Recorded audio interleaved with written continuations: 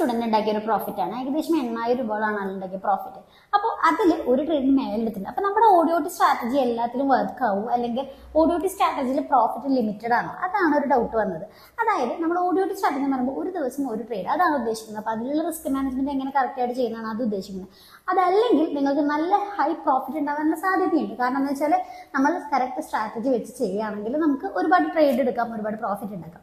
പക്ഷേ അത് കറക്റ്റായിട്ട് ചെയ്യുകയാണെങ്കിൽ നിങ്ങൾ കറക്റ്റായിട്ട് ഓക്കെ, ഇറ്റ്സ് ഓക്കെ. ബട്ട് ഇനി നിങ്ങളൊരു സ്ട്രാറ്റജി ഇല്ലാണ്ട് ഇത് ചെയ്യുന്നതെങ്കിൽ അത് ഗാംബ്ലിംഗ് ആവും. അതുപോലെ തന്നെ നിങ്ങൾ കറക്റ്റ് ആയിട്ടുള്ള റിസ്ക് മാനേജ്മെന്റ് ചെയ്യുന്നില്ല. അതായത് നിങ്ങൾ പ്രോഫിറ്റ് കിട്ടുമ്പോൾ ഓവർ ട്രേഡിങ് എന്ന് പറയുന്ന ഒരു ഇഷ്യൂ ഉണ്ടാവും. അത് എപ്പോഴും നിങ്ങളെ പിന്തുണയ്ക്കണമെന്നില്ല, അതായത് എപ്പോഴും പ്രോഫിറ്റ് ആവണമെന്നില്ല, അത് ലോസ് ആവാൻ സാധ്യതയുണ്ട്. അപ്പോൾ സ്ട്രാറ്റജി എന്നതിലുപരി നമ്മുടെ റിസ്ക് മാനേജ്മെന്റ് കറക്റ്റ് ആക്കിയാൽ മാത്രമേ നമുക്ക് എപ്പോഴും ഇങ്ങനെ പ്രോഫിറ്റ് കിട്ടുള്ളൂ. അത് മാത്രമല്ല, ഇപ്പോൾ പ്രോഫിറ്റ് കിട്ടിയെന്ന് വിചാരിച്ച് ഇത് എപ്പോഴും ആവണമെന്നില്ല. സോ ഈ ഒരു ഓഡിയോട്ടി സ്ട്രാറ്റജി നിങ്ങളുടെ റിസ്ക് മാനേജർ അല്ലെങ്കിൽ ഇമോഷണലി നിങ്ങളെ എങ്ങനെ കൺട്രോൾ ചെയ്യാം എന്നാണ് ഉദ്ദേശിക്കുന്നത്.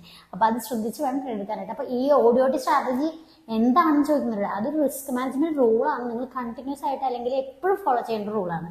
അപ്പോൾ വേഗം തന്നെ ഹായ് എന്ന് വാട്സ്ആപ്പ് ചെയ്യാം. അപ്പോൾ നിങ്ങൾക്ക് ഇത് എങ്ങനെ ബേസിക്സ് ആയിട്ട് കറക്റ്റ് ആയിട്ട് ചെയ്യാന്നുള്ളത് അറിയാം. Thank you for watching. By.